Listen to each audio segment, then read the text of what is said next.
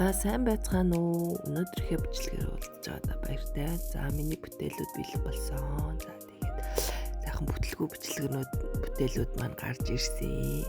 За яагаад ингэсэн бэ гэдгсэн чинь манай муур хатааг багтан дээгүүр нь явцсан.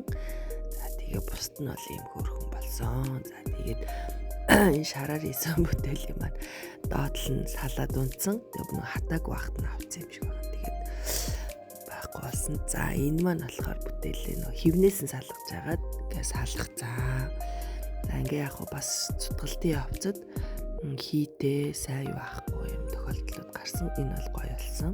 За тэг ингээ бусад бүтээлүүд маань ингээ хөрхөн туршлагажаад шинээр бий болсон. Тэгээ би эднэрийг ингээ тагийн солиод ашиглаж болохоор юм өнгөнүүдийг сонгож хийсэн байгаа. За тэгээ өнөөдөр болохоор бид нэр энэ бүтээлүүдэд өнгөлөх шинэ техникийг бас судалсаа. Тэгээ энийгээ туршиж үзэх гээд одоо бодож үзэх гээд байж байна. За тэгээд ямар ч байсан жижиг бүтээлүүд болохоор бүгдийг жижигхэн хөрхөн багсаар гэж өнгөлсөө. Ингээ өнгөлөхөөр ус чигнээс хамгаална. Бас ингээд бүтээгдэхүүн маань бат бүх юм болох зорилготой юм аа.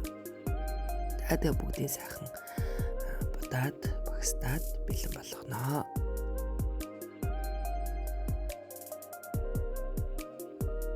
За ингээд бүтээлүүд маань бэлэн болсон. Ингээд гэлцаад бүгдийг өнгөлцсөн байгаа. За энэ болохоор бүтээгдэхүүн маань гоё өнгөлөг. Тэгээд бат бөх болгож байгаа.